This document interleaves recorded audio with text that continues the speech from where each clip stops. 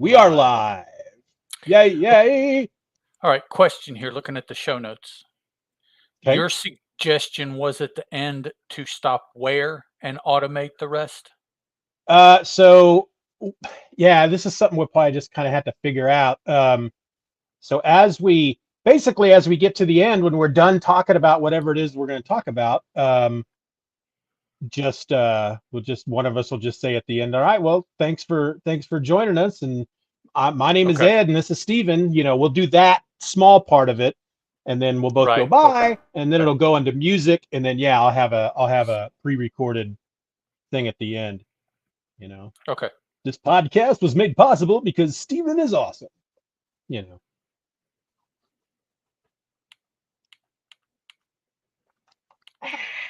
I want to thank everyone for listening to this episode of the Superman Super Show. And so until next week, folks, I'm Ed, that's Steven, and this was the... And then all of the about feedback and questions and all that will just be an insert. Right. Yeah. Okay. Yeah. Do you want me to do it that way, or do you want me to do it the old way tonight? No, do it the new way. I'll have something ready before it goes up on Monday. Okay. I mean, that's cool. Yeah. It'd just be basically the same stuff I've created for like Event or Else. I'm just not going to say that it's a Steven or Else production or anything like that. It's just going to be right. I'll leave all that crap out. You. But yeah, anything as far as something that is said every single time, if you can block it and save it and then just insert it. I mean, it might not be like 15 or 20 minutes faster, but it is faster as far as editing and getting everything done. And there's less chance of us going on some side trip for 20 minutes. And yeah, that's cool. What's funny is that I was editing this week's episode when I sent you that. And so I'm kind of listening to the episode as I'm editing it, and I'm like, you know what? I wonder if we should do that. And so I just, I'm like, I could care either way. I just thought maybe if we wanted to try to free up some time while we're recording. And so I sent that to you, and the moment I hit send, we get to the end. I get to the end of today's episode that's up now, and I think we stretched out the ending for like 2.5 minutes, but yet it was really fun. It was a really it was a kind of a fun ending that time, and they're not always, but and stuff like that'll happen. Plus, since we have this record part, live part, not live part that's recorded still but not officially. I mean, all of these different sources you can clip and throw shit like that in any time. A clip show even, or so it's all there somewhere. It's just a matter of where it goes out. What's it a part of? Well, I don't know if we're going to have any joiners tonight. We got one person listening. Do we? If one person is listening, chime in and let us know who you be. That's what the kids are saying, who you be. I'm going to shut off my wireless on. Actually, let me check something. Show me my wireless here, fellas. What kind of connection am I getting? Video's out. Okay. Yeah, I had to close. I had to minimize the window to see. Just want to make sure I'm getting enough bar. I'm using an old phone. Now you change the angle of the dangle here for the phone. There we go. Or not for the phone, for the video. Yeah, you were shooting over towards the blackout curtains there on the window originally, and now you're not even. Yeah, I see what you're doing there. Ha. It takes some getting used to, because I'm actually in the studio or whatever they call it. Hi, Doug. Yes. Through the laptop as well, just so I can see the chat.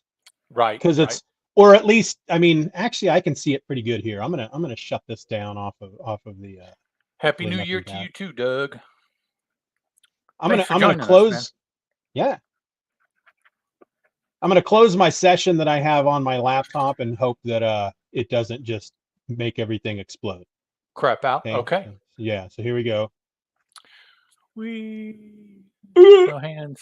Okay, here we go. All right. Okay. There. Yeah. Nothing happened. Okay, Nothing let me. drastic. Yeah. So far, so good. Because it was getting. It was really kind of distracting me because the monitor's over here, so I keep wanting to look at the monitor. Over here. I don't want to be. I don't want to be one of these guys that live streams like this. You know. Yeah. Looking up here, reading, whatever. Or even better, with the camera looking down. Yeah. Just right over top of me. Yep. Like that. Like the cartoonist kayfabe dudes do at the books. Whenever they talk about a book, they've got that microscope camera, or whatever they call it. That's just that overhead projector thing. Yeah. Yeah, I like that. Well, I mean, it works for what they're doing there. Yeah, absolutely. You know, their main purpose is to show and talk about that artwork, and that's the best way I've seen. Yeah. Short of, you know, the best way is if you're making the art on screen and we're watching you do it. But as far as a book, yeah, the best way. Yeah. Yeah, Harold Jennett, he would he used to live stream his art, and sometimes he would do it digitally, so you'd see it on the screen, and sometimes he would use, you know, pen and ink, and when he did that, he had one of those cameras that pointed down so that you could yeah, I don't have the time really to devote to watching that, but I could see where having someone as they're drawing, inking and color, whatever, talking just in general, talking about what they're doing, would be very entertaining to just sit there and watch at the end of a day. Just watch somebody make something that you really appreciate. Yeah, I could see that. And I know that when he would do it, a lot of times it was something that helped just motivate him to draw. Okay. You know, because people are he knows people are watching, and okay, I'm tweeting out that we're live, so let me just finish that up real quick, and then we can get started.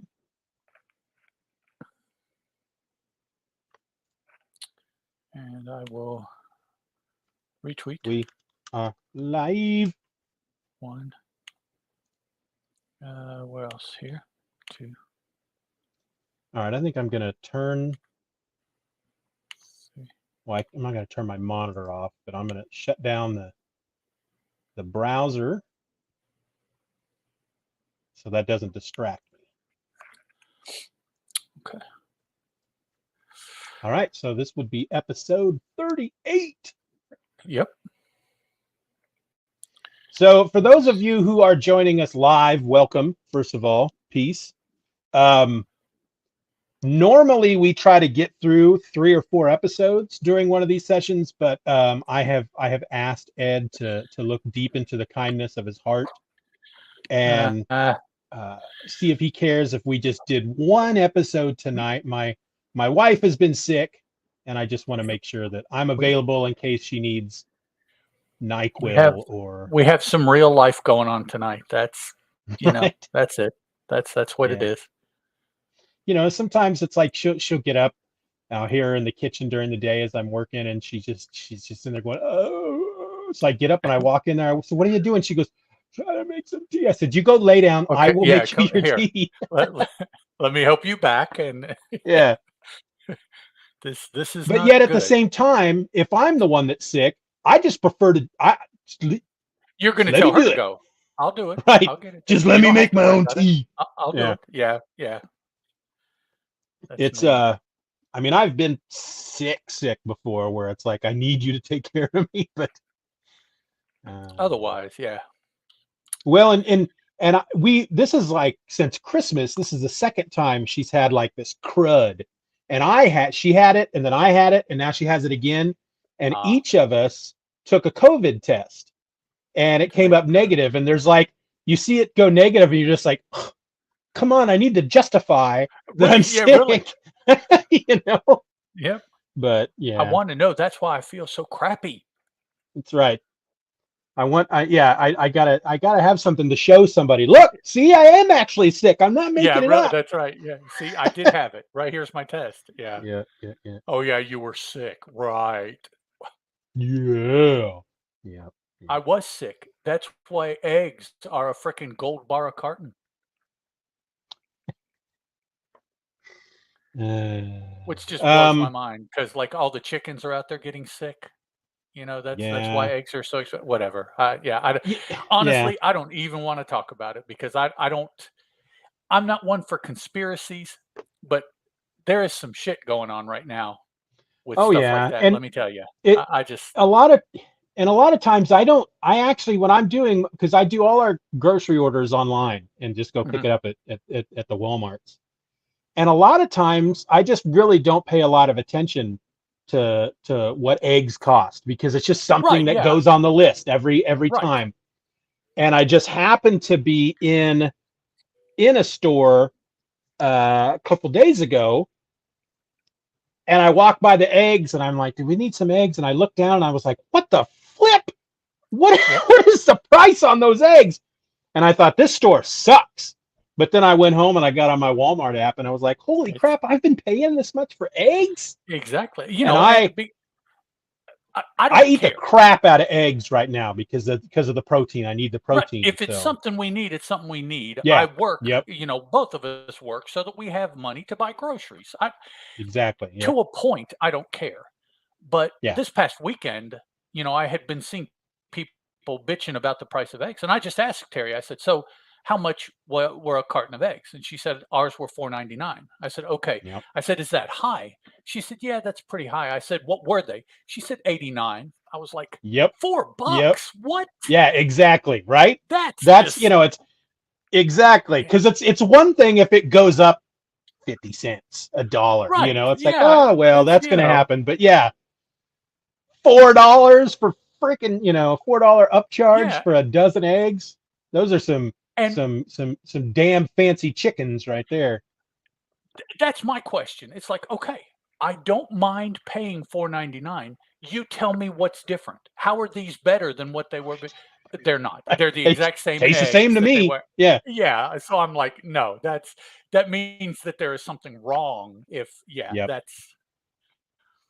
So sorry about all this, Doug. I don't know. We're not trying to bore you or anything. I certainly hope you're not in the egg industry, Doug. No slight intended. I understand that they're just passing on the price. I get that, but anyways, this is too much. This is when we find out that Doug is in charge of setting the price on eggs. He's the reigning president of the egg board of the United States. Yeah, it's like, oh shit. Yeah. Oh boy. We never asked that before, and here we go trashing his whole organization. Yep. All right. Well, how about we just get into this episode and we'll do our bantering during the banter section. So this is all brother. I'm ready to just go. So, all right. Fired up.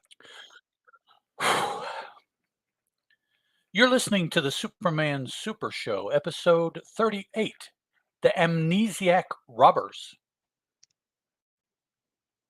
Howdy.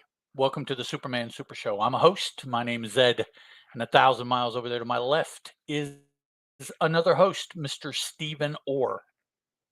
How do? He says salute if you're not watching. He had a cup and he held it up. But they were over $4 at the store today. Yeah, see? So Doug, first of all, Doug is not in the egg industry. So that's good to know because he was majorly insulted just now. So right. For y'all listening to the audio, we had been discussing before we started recording the price of eggs in the country. And Doug is one of our listeners who join us live, and he's commenting that, they're just as expensive wherever he is. So good. Or not good that they're expensive. Good that right. I didn't insult you unknowingly.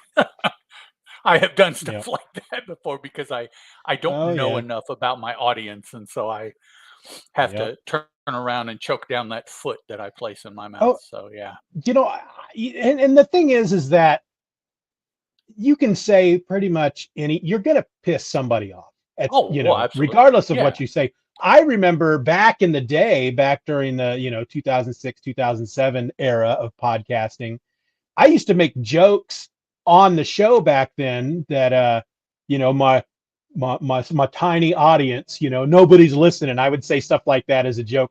And I got an email that somebody was like really pissed off about that because they felt like I was denigrating the fact that, it's like, hello, I'm listening. Yeah. So, yeah. Terry and I were just talking about the state of, actually it started by talking about Will Smith standing up for his wife and slapping a man that he felt had insulted her. Then we got to talking about comedy, and we got to talking about comedy under the current political pressures that comedians have. And I threw out there, can you imagine what folks today would think about Don Rickles? Oh my God. Thank you. Yes. I love Don Rickles though. Oh, his humor was pointedly insulting people. That's what his humor was. He was an insult comic. He was the king of the insult comic. Yes. And in fact, I listened to the Conan O'Brien, Conan Needs a Friend podcast. And he had, what is that guy's name? Pete Ross? Is that? There's a more modern day comedian who has pretty much taken that mantle from Don Rickles. Now that Don Rickles has passed on. Okay. And they had a long conversation about Don Rickles, and it was just great how he was just the sweetest man in the world, but how he would just boom, boom, boom, boom. It's like this other guy, I don't remember his name. I want to say it's Pete Ross, but isn't that the dude that lived in Smallville with yes, I think it was. Clark? Yeah. One of his friends, yeah. If there was, a Comedy Central roast, this guy was there. He was like front and center. And he talked about how he would always he'd spend days and weeks and hours, coming up with the insults and all that stuff and honing his craft. Whereas he said Don Rickles would just get up there and just be like, pop it out. It's just nothing. He didn't. Came to him. Yeah. He was he was a true master. Yeah, he really was. And fortunately, he came around then, because now he would not be able to practice that form of comedy. Yeah. It would not work. And he apparently was, him and Bob Newhart, best friends, the best of friends. Really? Okay. Yeah. Another very, very good comedian for his style of comedy, the deadpan, observational kind of, the stuttering thing that he, it's just the uncomfortable stuttering that I adore Bob Newhart. I mean, I really wish that, because they have the Bob Newhart show on I think Hulu, and I never really watched that. It's kind of before my time, but Newhart, right? I love that show, and it's you can't find it anywhere. It doesn't seem to be on. I don't know if there's a rights issue with it or something. No, like that. because it was at one point, like years ago, it was on Netflix. I remember that being like when we first got Netflix streaming. It's like, ooh, Newhart's here, and I would watch it, but then it went away and it's never come back. Okay, I think I'm bantered out. How about you? Yeah, I don't have a podcast to talk about today. I will say that for the very first time, I listened to an episode of Robservations. Okay, a recent episode. Yeah, it was his first episode of the year. He's apparently starting a new series of episodes called what are they? Comic book rivals or something like that. And this episode was all about John Byrne versus Todd McFarlane, but it was mostly Rob Liefeld pointing out all the times throughout the years how angry that John Byrne is at anybody associated with Image Comics. And I'm probably going to check out another one. I haven't quite decided how I feel about the show yet. He is, to a certain extent, listening to him is kind of like listening to myself, because he just rambles and rambles and repeats himself a lot and talks really fast, and he's just all over the place. And even though I do that, I find it annoying when I hear other people do it. So I think his more interesting podcasts are, funnily enough, when he talks about himself, things right, that and he did, places that he went, and things like that. Not when he talks about his opinion about things. His yeah, opinion about things pisses me off. right, Talking about what Rob has done, and not boastingly, which he also does, his oh part yeah, in the comic book world. yep, Those things interest me because he truly yeah, has an insider's point of oh view, yeah, which I don't. yep, I don't need his opinion on other people because I have those and mine are right, correct and everyone else's is yep, wrong anyways. that's So, right, it's like, yeah, I don't need that. But Rob, you tell me about what it was like to be 12 years old and the best artist in yeah, the world at the time. I yeah, mean, yeah, that's the kind of stuff. What was it like being in a Levi's commercial or being in a commercial with Todd McFarlane on one side and Stan Lee on the other? yeah, yeah, That kind of stuff. What yeah, was it like when you went to your first San Diego Comic Con? Because that would have been in the yeah, late '80s, yep. stuff like that. Yeah, his opinion stuff. He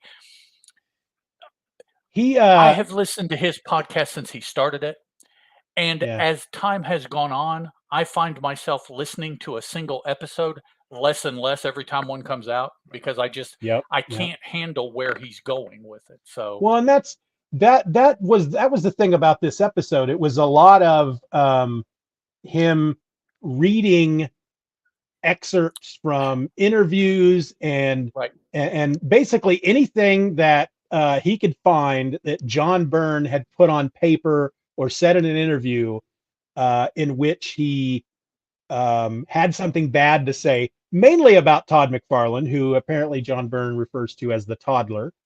right, Um, yeah, but along with that, he was boasting quite a bit. There was a lot of really boastful stuff. And yes, there was at one point, I got about halfway through it, and there was at one point, I'm like, you know what? I'm going to skip the rest of this. I don't want to. And it's for some reason, I ended up listening to it. Rob Liefeld is one of those guys that just, whenever I see that he's put a book out, it's like, oh my God, I got to check this out yes, because I was so in love with his stuff when it came out. yes, And I went to one of his panels at a Chicago convention, but okay, just before he was talking about his Captain America. It hadn't hit the shelves yet. okay, And I had seen preview art, and at that point I was kind of falling out of love with him, and it's like, I'm not going to get his Captain America. But that dude is so passionate when he talks about the stuff that he loves that he yep, convinced me to buy that book. And it's not a good book. and yeah, but yeah, I've got a real, it's like I I'm not a Liefeld defender, but I'm also not one of these people that are just quit. Whenever I hear somebody quickly throw out well, Rob Liefeld doesn't draw feet, I immediately yeah, get angry because that boy draws feet all over the damn place. I don't know where that yep. rumor came from. I know that there Well, are a number of covers that he does not show their feet. So what? But yeah, but again, I'm well, not an apologist, but I'm not like a huge supporter at the same time. people trash his art now. Oh, Oh no, yeah, let me rephrase that. it's the A it's the lot cool of thing, a lot of younger people right? now trash his art. My Yeah, they don't defense for understand. that, my defense for that is simple. Back in the day, somebody bought his shit because Oh hell he yeah, sold millions of comic books. So dude. whether it's good or bad or whatever, somebody bought it. That's public record. I mean, there is no questioning that. There was So something about his art at the time when I first came across it in New Mutants, or I think it oh was New yeah, Mutants the first that time I end read of the New anything from him. Mutants run. Yeah, it was just like, I don't know. It's funny because you look at it now and I can still feel that. I can still feel that, holy crap, this is like something I've never seen before. It's so Yeah, amazing. And then yeah. yet I can also look at it and go, why? It's really funny with him. But Right. yeah, it was Choices. Why did really, he do that? Yeah. yeah, because yeah, just some of the way he draws certain things, it's like, but yet back then, that's what people who weren't there, they don't get that. They don't understand that's the problem. It's not taken in context. Right. And it's not like there weren't artists that were doing different things, because you had like Sienkiewicz back then, and you had John Byrne you were just talking about. Yeah. But but even John Byrne, he was still more of a classic house style. He had his own very identifiable John Byrne style, but it was still kind of Sienkiewicz though was like boom, and then for some reason Liefeld was just like, I don't know, his art just was filled with so much energy, it's just like, just like something you've never seen kinetic, before. Very frenetic, and something that you don't hear people really talk about too much with Rob Liefeld is the imagination, the characters that the dude made. Yeah. Whether he drew them or not. I mean, he was almost Kirby-esque in the volume of characters he came up with, whether they were good or bad. I'm sorry, all of Kirby's characters were not good either. Right. Let's be honest. But he came out with them. He put it together for the first time and put them on paper for the first time, good or bad. And he just did that 5 or 6 or 7 times a month, every month, month after month. And you could fill up a fleet of buses with all the characters he created. And there's a part of me that's kind of angry about that, because it's like anytime I'm thinking about a story in which, I want to create a superhero, I'll come up with a name, and it's like, nope, it's already taken. Done. Liefeld's taking it. Yep. Rob did that. I think I've described his writing style basically as he's taken his action figures out and he's playing with them, and that's exactly whether or not you like his art, whether or not you like his writing, he loves what he's doing. And look at there are a crap ton of people. Yeah, there are a crap ton of people who love his stuff. Doug says in the chat, Doug says, I hear a lot of hate about him too. I'm not a huge fan, but he sold a lot of books, and he really did. He sure did. And did. It's a shame. It's a shame that he no longer has he doesn't own Youngblood anymore. Yeah, that's terrible. That whole thing just breaks my heart. That was for him. A terrible, terrible business move. Yeah, but because right now, if he did a Youngblood book, it would be a freaking hit. Heck yeah, I'd be all over it. Yeah, so would I. Well, and this Rob Liefeld had Alan Moore writing books for him. For him. Come on. Yeah. Well, think about the other artists that he brought into his side of Image that later went on to do other things as well. Yeah. I think the two things when it comes to the Image days, the two things that I think that make me the most sad is that Liefeld lost the rights to Youngblood, and that Todd McFarlane doesn't really draw anything anymore, because he's at the most he'll ink stuff. Universe. Yeah, he's been drawing a lot. Lately. Has he? Good. Yeah. Because I know that when that's Robert, a shame to lose that. Yeah, I know that when Robert Kirkman came around, they did I don't remember the name of the book, but he drew God, I can't remember the name of it. Robert Kirkman, basically he had come to a convention after The Walking Dead blew up. He as an audience member, he was in a panel that Todd McFarlane and some of the Image founders were a part of.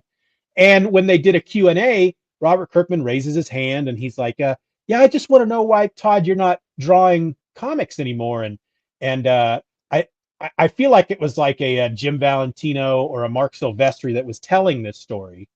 And I guess afterwards, Todd McFarlane was like, who the frick is this guy to tell me that I should be drawing? They're like, he's the guy that's making Image a lot of money right now with the Walking Dead books. Yeah. And so they did a book together, and I don't remember. Yeah. They did a book together for a little while, and I don't remember what it was. It might have been. It was something like that. It was, the character's kind of a Spawny kind of character, but not quite. Yeah. I think the but like a black, a gray white type of ghost almost Spawn character. Yeah. was a lot of fun. Alrighty, you want to get to our Yeah, main let's topic finish for the this evening? banter already. All Let's right, do this, guys. Today we're looking at the Amnesiac Robbers, which appeared in Action Comics number 25, written for us by Jerry Siegel, with art, pencils, and inks by Paul Cassidy. Now, Action Comics 25 has a cover date of June 1940 and an approximate sale date, although I can confirm that it's not approximate because on the Grain Comics database, they say that the date was found in the catalog of copyright entries, part 2, this whole citation here. So it is April 23rd, 1940 is the actual sale date for this issue. Now, according to Mike's Amazing World of Comics, which is where we got the approximate sale date, this is the synopsis that we found there. Several bank messengers have developed amnesia while delivering funds. No trace of the money is found, and the messengers remember nothing. Clark Kent writes an article on the robberies, which draws public pressure on the police. Clark then learns about a renowned hypnotist, Medini, from Lois Lane. Lois goes to visit Medini, followed by Superman. Interesting reason why Lois went also. She wants to learn, Superman's secret identity from Medini. The crook hypnotizes Lois while Superman sneaks in and takes care of Medini's assistant, who's faking a supernatural voice. Worried that Lois, as a reporter, will expose him, Medini tries to blank Lois's memory. Superman bursts into the room and is weakened by Medini's hypnotic power. Medini escapes with Lois and travels aboard a transport plane carrying gold. He hypnotizes the passengers and crew, forcing it to land where the gold can be removed. Then his assistant flies the plane up and bails out, leaving the plane to crash. Superman, having finally overcome Medini's spell, that hypnotism from earlier, arrives to save the plane, rescue Lois, catch the thieves, and recover the gold. So that last paragraph was like the last, I don't know, 2 or 3 pages of the book of the story, and that's where the most action happened. That's like the last 20% of the story. The first 80% just kind of chugged, like the roller coaster going up the big incline. You can hear it, ching, ching, ching, ching, yeah. And then the downside was the last 20% of the story where all this happened, and the story finally came together. So that of the synopses that we've read, this is a pretty good one for being accurate and telling you pretty much everything that happened.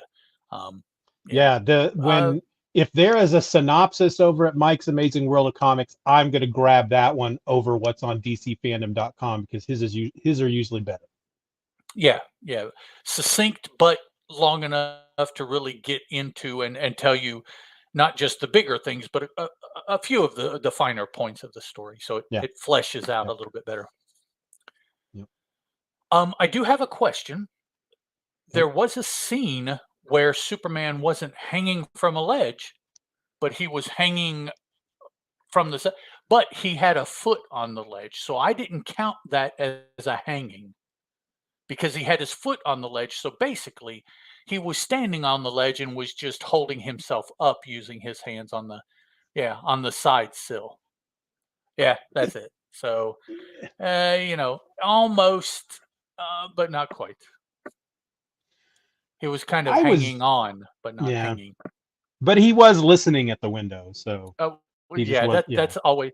He's got super hearing, and he can do it from at least several buildings away. But that's not what he does. He always goes right outside the window. Yeah, I was kind of torn on this story because, on the one hand, I really like the idea that Superman really has kind of come up against somebody that can affect him in some way. The guy just immediately with his hypnosis, and Superman stumbling around, and he's dizzy and he's knocking trees over and stuff like that. So it's like they finally, here is a character that can hurt Superman if he really wanted to. I think if this guy wasn't more interested in just getting the crap out of there, he could have caused some issues for Superman. On the flip side, though, I mean, here is like, what is this? This is like our first person of color in showing up in these books, and he's not American, and he's got a turban on, and he's shooting hypnosis like a swami, and he's got all these white guys working for him, but they're also wearing turbans, and obviously a product of its times. Yes. But and I think particularly in this case, there certainly was no slight intended in reflecting this particular ethnicity that way. Right. A lot of people, particularly a lot of white people, at this time, that may well have been all they knew about people from, I would assume, the subcontinent of India. I don't think that this was. I didn't look at this as, here is Jerry Siegel making a person of color look bad because lesser in any way. This was just more of a kind of a stereotypical white man from the 40s outlook toward a person of color. And that's, it's not great, but it comes from a place of ignorance, not a place of hate, Right. And to be honest, all stereotypes are based in reality. They typically, now it may be a very specific reflection of a people, but typically the stereotype does accurately reflect something about that people. Hardly ever is it the only thing about that people, of course, but the way they dress, the way they act, what they eat, all of those are based in fact for a particular reason. Now, the reason is never expressed, and I think that's where the stereotype breaks down. Is this is what is going on, and you never learn why. So some of it, yes. Over the last few years, I've run across stuff where I've learned that certain stereotypes that were actually, I don't want to say fabricated, but they were put in place to, by the white man to the one that's springing to mind, and I don't remember what the stereotype was, but I remember reading a whole article about it, and it was basically kind of put out there so that black farmers wouldn't get a lot of business, basically. Okay.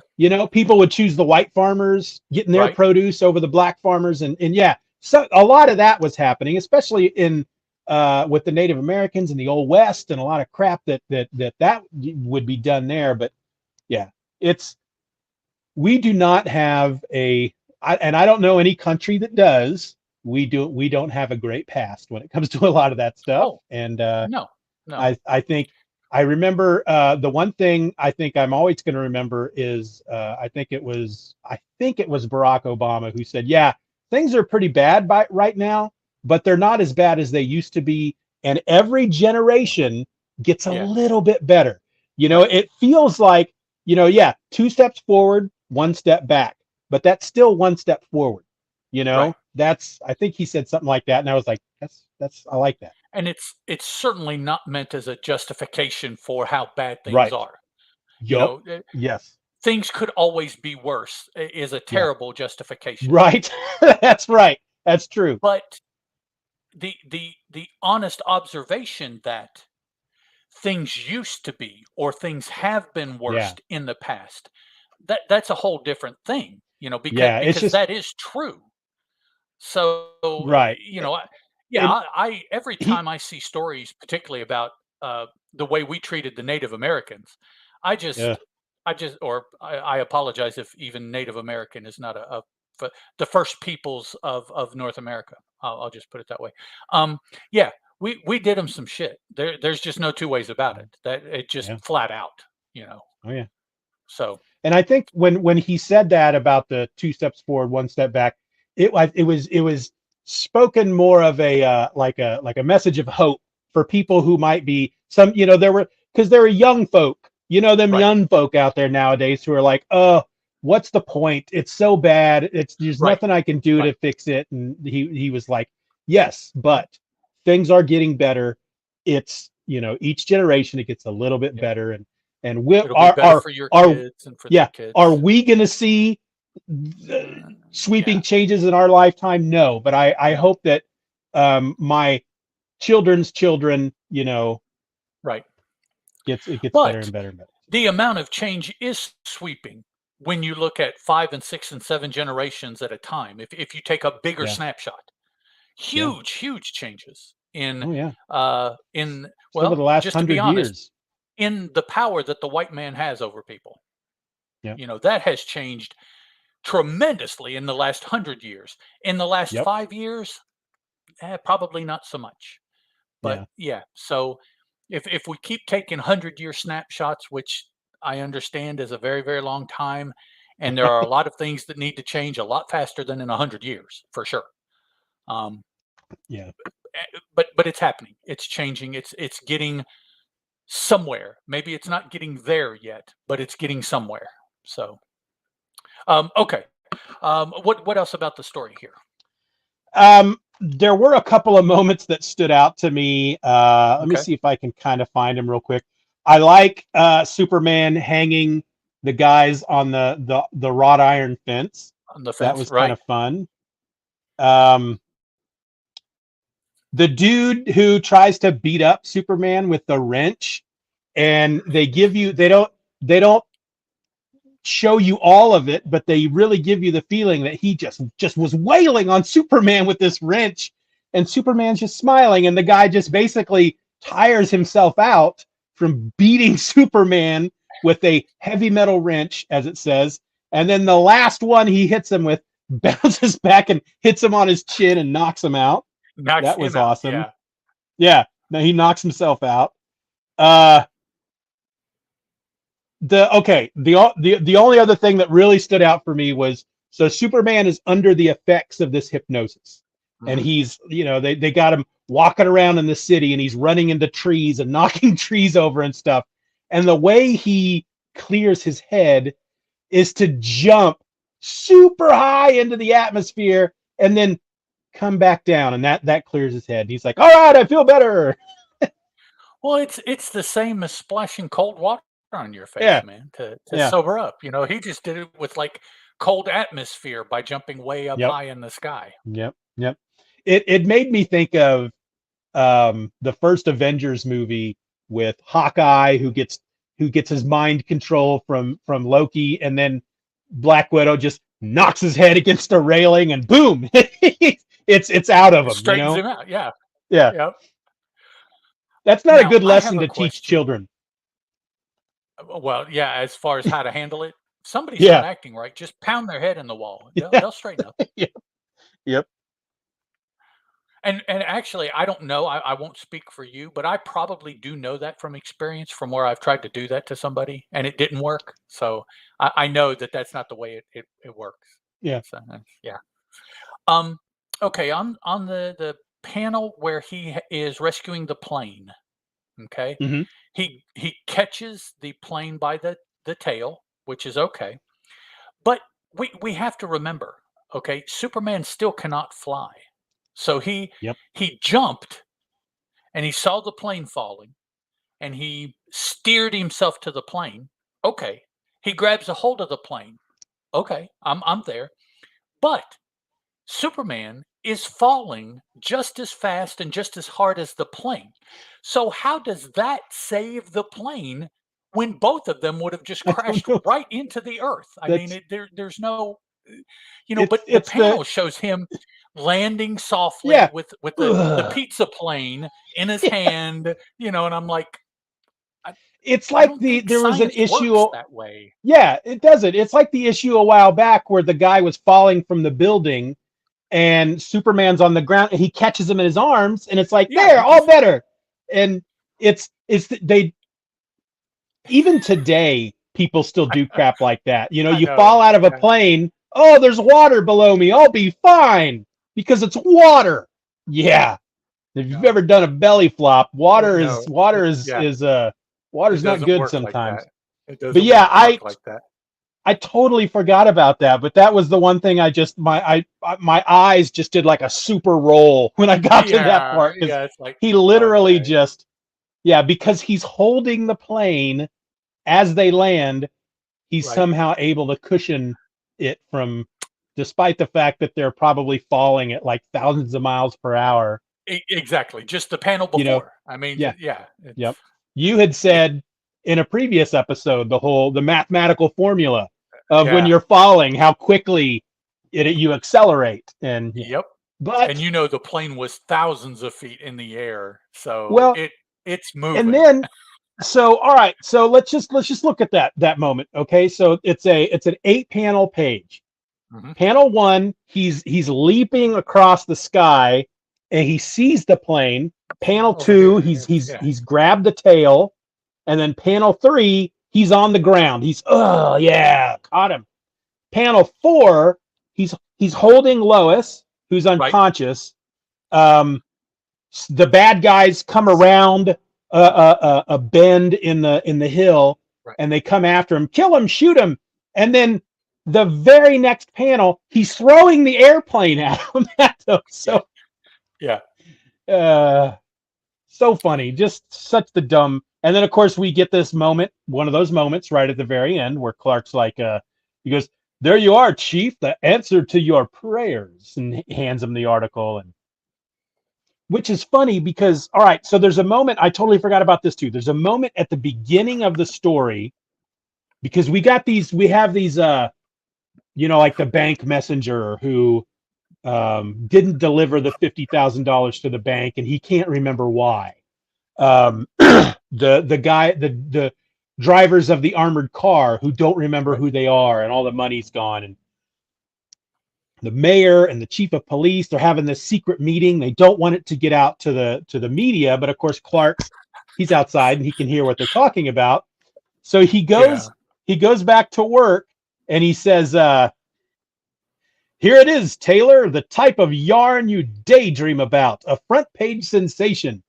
And the editor's response to him is, "Yeah, what kind of tripe are you handing me now?"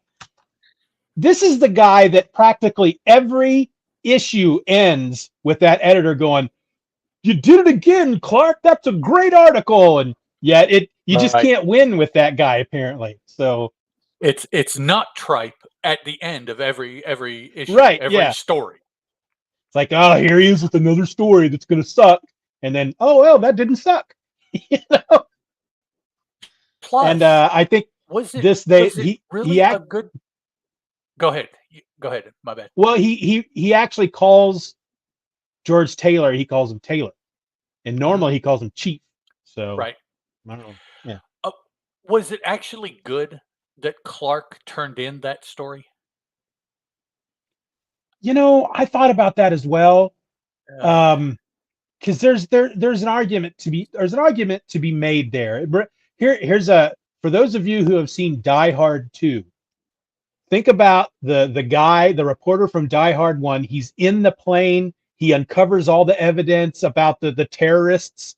And the first thing he does is he goes on air to communicate this to everybody, because that is the responsibility of the news media, to report the news. And yet, because of it, it causes a huge panic in the airport, and people are running over each other and breaking crap, and as they're trying to escape. And so, yeah, I don't. You shouldn't always report. You don't have it's. Yeah, it probably wasn't great that he wrote that article and put that out there.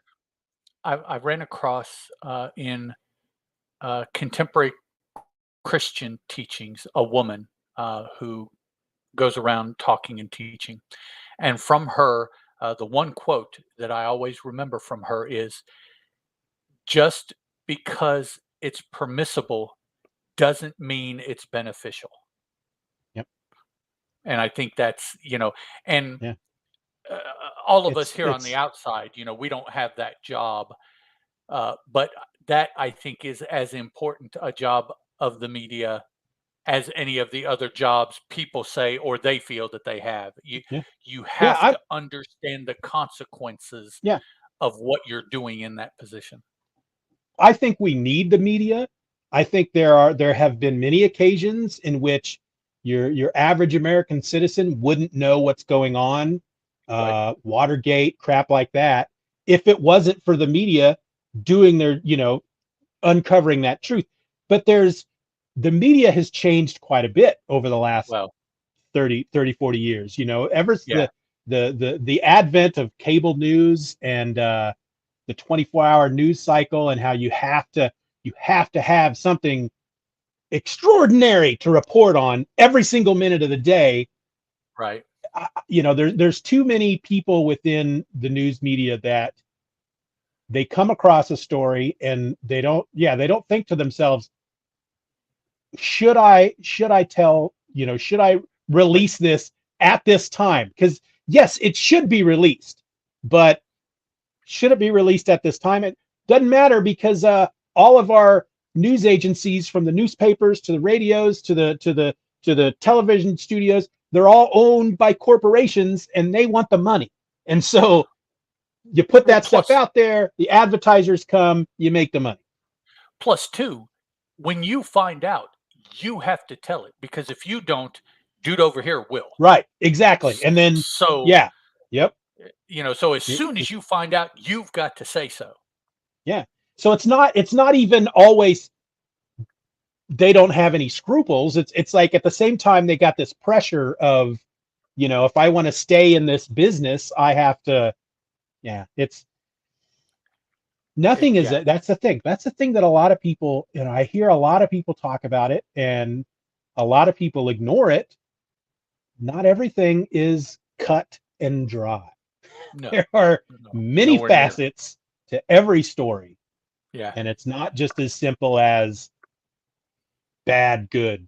Some things are, but not everything.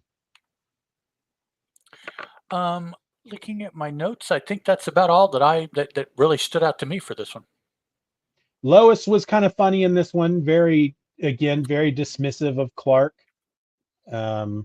She was really happy to go. She's going to go find out Superman's identity. He's kind of bragging about the article that he just wrote, about the Amnesiac robbers and whatnot. And she's like, well, I'm going to go get Superman's identity, and it's going to make your stupid little story look like crap. And again, by the end of it, Clark Kent has come out on top. Yet again. It's just because he's Clark Kent. He's Superman. Yeah, exactly. And we have the one panel at the end where it's the mayor's office, and I'm not sure who he's talking to, but there's that moment where Clark's like, to listen to them, you wouldn't guess it was my story that broke the case. And then, of course, Lois has to point out, I think it was mainly Superman. Well, yes, but we know it's the same person. But okay. That's right. Yeah. That's right. Are these two ever going to get together? That's the question I have. When are these two going to get together? At this point, you would have to say no. It's not going to happen. It's not like they're ever going to get married or have kids or none of that. Yeah, never. At least not for 50 years. Yeah, really. It's going to take a long time for her to warm up. Yep. She is not liking the Clarkmeister at all. And nothing he does changes that at all. Right. But I think final words on this issue. I did like, again, I like the fact that they have now introduced something into the Superman universe that does have an effect on him. And are we going to see the dude again? Yeah. Are they going to do it again? Are we gonna, is back, right? The modern age Superman has always been, there's only really two things that harm him: kryptonite and magic. So we may be seeing Golden Age Superman's first Achilles heel, hypnotism. But that's not magic. I mean, hypnotism is a real thing. It's right. So It is, but at the same time, this guy literally just goes, and you're hypnotized. It could appear as magic. Yeah. Certainly, But that's yeah. yeah, If you're just watching it, and right. I'm just saying that at this point in the golden age, there's really nothing that has stopped Superman. right. And are we seeing his first vulnerability? And like Kryptonite, are we going to see it come back a lot? You know, I don't know. Could be. I guess we'll find out. We'll just have to keep reading. Next, we're only up to 25 issues of Action and 4 issues of his book. I know, right? Yeah, next week we'll be looking at I don't know. I'm assuming there's 4 stories in this issue of Superman number 5. Yeah, I didn't take a look yet, so I'm not sure. Yeah, I know that as of issue 4, all the stories that are in Superman, I think going forward from issue number 4 on are new stories. They're not reprinted from the newspaper, but I may be wrong. Now, next recording, are we doing issue 5 of that's Superman, right, or are we doing feedback? We're doing a feedback episode. We have been neglecting the feedback. We actually got we've gotten 2 emails over the last week. Wow. Okay. From people that, you know, not folks that we normally talk to on Twitter or on the forum or stuff. Just as far as I know, just, you know, listeners that have decided to both reach out to us. I forwarded you one. I'll forward you the other one. But when I got the second email, I was like, we haven't done a feedback episode in a while. And as I started going through Twitter and the forum, it's like, oh, we got a lot of stuff, a lot of feedback. So we'll and that may even turn out to be, we'll have to break that up into more than one episode, maybe. We'll that's so for those who like to join us live, like Doug.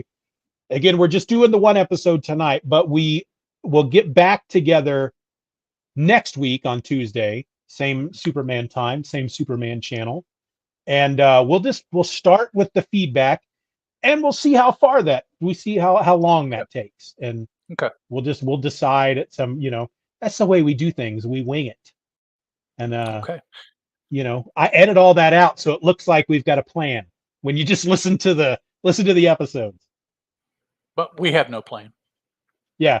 If you only listen to these episodes and you're not watching the live show, then yeah, you probably assume we're just consummate professionals who always say the right thing at the right time. No, that's not. Yeah. It's the magic of editing. It's not how it happens. And I do enjoy Peter Rios was talking on I think his last Daily Rios episode.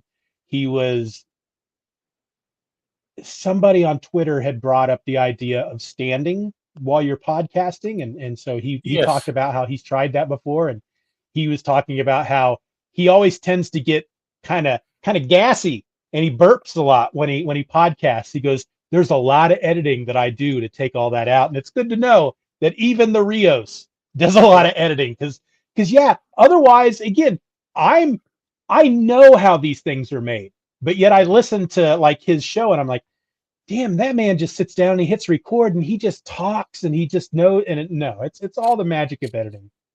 Yep. Yeah. His hour and a half that we listen to is like 4.5 hours, you know. So. Right.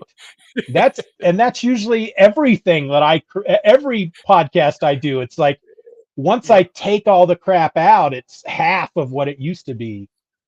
And speaking of which, I want to say real quick, I have started posting episodes of Event or Else. I have officially recorded the rest of the Crisis on Infinite Earths episodes. They're ready to go. You got one last week. You're getting one tomorrow for issue 10. You're going to get issue 11, issue 12, each week after that. And then I got together with Peter Rios, and because I had a lot of questions about the Crisis. And so I invited him on and I asked him a bunch of questions. And so it's kind of a wrap up of Crisis. So everybody's going to get a bonus episode. Okay. And then we'll get into Secret Wars 2. Ooh, Mm-hmm. that was rough. That was rough. Yeah. Yeah. All right. He's really excited about that. He said because kind of the point of Event or Else is to see if you can read just the core, just the book, just the issues from the event, none of the tie-ins. And are you going to get the full story? And I don't remember that you can get the full story in Secret Wars 2. Not 2 from I don't think so. Yeah. I read the first issue last year, and I remember reading that going, what is going on? You know, when did this, you know, it's just like stuff that just comes out of nowhere.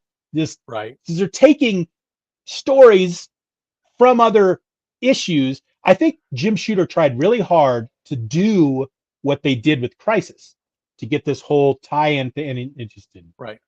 No, he didn't go about it the same way. Doug says on the chat, "Oh man, Secret Wars 2 was something. Was there even a story?" Yeah. Yes, there was a story. It was in there. It wasn't a very good one. And then you add all that other stuff, and it got even less good. So yeah. So I'm really looking forward to seeing how those episodes turn out. For me, the best part of Secret Wars 2 is that's where we got Jubilee from. Really? Wow. I don't remember that at all. I got some. I probably should go back and make sure, but I believe that was her first appearance was in Secret Wars 2. I haven't read Secret Wars 2 except for that first issue last year since it came out. So I don't remember a lot. All I remember from Secret Wars 2 is that the Beyonder at some point looks like David Hasselhoff. Yes, the Hoff. Absolutely. Yeah. Let's see quickly. Nope. Excuse me. I don't see it quickly here. But I seem to recall that she her first appearance was in Secret Wars 2, but maybe not. Right. We'll find out as you go through it. Okay, are we good? We're good. Just to open the curtain for y'all watching live, we've decided not to do the whole ending bit where we go over all the places you can go to do feedback and all that junk. Where I'm going to record something that will be kind of same thing will go at the end of every episode. So if we just kind of stop, that's why. So we will thank everyone for listening to this episode of the Superman Super Show. And so until next week, I'm Ed. That's Steven. And this was the Superman Super Show. Ciao. Bye. Yeah, and then we'll have to see how that sounds. And oh, you want to hear something funny? Yeah. I did not record a damn thing. I just now realized that. I did not turn on my Audacity. I'll just have to use what gets in the video. Hopefully it's good. Yeah. Sorry about that. I'm out of practice. Of all the episodes that are out right now, 37 episodes, I bet 30% of them are just straight from the video. Because the first thing I do is I take the audio out of the video and I start to listen to it. And if there's a lot of background stuff when either one of us is talking, then I'll go ahead and I'll take the separate recordings and put it together that way, because those end up sounding way more clean. Right. Okay. But if I can get a good episode, because editing the two separate things and putting them together is a lot of work, and I don't mind doing it. But if I can get a good recording from the video, I'm going to use that nine times out of 10. So yeah, I apologize, and we didn't do our syncing clap either. So we stopped doing that last time. Oh, did we? Okay. Yes. Yeah. I learned sorely out of practice. Well, I learned that because I can get the audio off the video, the first thing I do is I grab, I download the video I open it up in Audacity and it converts it to like the Audacity audio file. And then I find the beginning and the end of the episode that I'm working on, and I remove it. And then I take your part, my part, I stick them all in the same thing, and then I just sync them all up. And so I don't need the clap part at that point, because I know just based on the video, all right, here's where Ed is going to start saying, you're listening to the Superman Super Show. So then I find it on your recording, then it just goes shunk, and it's really way easier. So okay, good. Well, hopefully you won't need a recording of my end, because there isn't one. So that stuff's gonna happen. You hear those stories all the time where I've done it a number of times where I've been talking and talking and talking, and I'm like, this episode is awesome, I'm doing a great job, and then I get to the end and I go to press stop and I'm like, oh, I didn't record that entire, I've never pressed record. And then it's like, I don't feel like talking about this again. So again, not going to do that really, episode. Yes. Yep. Or you do it again, but it's like weeks later, right? When you feel like it again. Exactly, because once you've sat there for an hour talking about something, only to learn that there's nothing, it tends to piss me off. And the last thing I want to do is, you don't I'll wait a week. Yeah. It's like, I'll put a JAF Classic episode in this week, you know? Yep. Right. Yeah. Okay. Well, I guess we're done for the evening then. Yeah, we'll get back together next week, and hopefully we can get 3 or 4 out next week. I don't think we could have. I mean, heck, it's 8 o'clock already, and we just got the 1 episode done. I don't think we could have done more than 2 episodes tonight anyway, because we talked a lot in the beginning. Yeah, that's the downside to only doing this once in a while, because we don't. If we were getting together all the time, we wouldn't have a lot of banter. But since we don't get together a lot, we always have a lot to say. So, and it's usually in that first episode of the night. You can kind of tell if you're looking at blocks of episodes. Here's a 45-minute long episode, and then a 30-minute, and then a 20-minute. Okay, so obviously that one was the first one they recorded that night. So yeah, we need to, or I'll say I need to learn to edit that a little bit better and save something, or maybe even write down something so that no, and in fact, throw it all out there. I'll say this right now, just so there's a recording of it in case I want to do this, but I may just go ahead and take a lot of that stuff that we talked about at the beginning during the banter and stick it at the end. Be like, all right, so this is the part where we bantered for like 20 minutes that has nothing to do with the book. If you want to listen to that, it's at the end of the episode. We'll get, I may do that, I may not. Just we'll see how I feel at the time. I understand that. Yeah. Okay. Some people are really put off by that, Well, sometimes I am. I mean, if you say that your show is XYZ and I listen to your show, XYZ is what I want to hear you talk about, or probably I wouldn't be listening to your show. So, I mean, not to be mean, but just, I usually always try to say something in the show notes if we have an extended banter part of our episode, just kind of, by the way, we talk about this stuff too in the episode. Be warned. Yeah. Yep. A lot of egg discussion this episode. So. Oh yeah, we did some talking tonight. All right. Well, I'm probably, as soon as we're done, I'm gonna go kind of watch this video and see how the audio of myself sounds, because going through the phone, and I was shocked to learn that Peter just uses, he's got a MacBook Pro, of course. Those are nice computers, but he just uses the microphone that's built into the laptop. He doesn't have an external mic. You wouldn't know it. Sounds really listening good. to his shows. Yeah. Yeah. So, yeah. All right, dog. Speaking of dog, hey, Doug. Good to see you tonight. I hope you're having a good night, and thank you for joining us. And I salute you, brother. And yeah, I'll talk to you. Thank you for being there, at sir. another time. Yeah. Ciao, Doug. Ed, actually, let me end the live.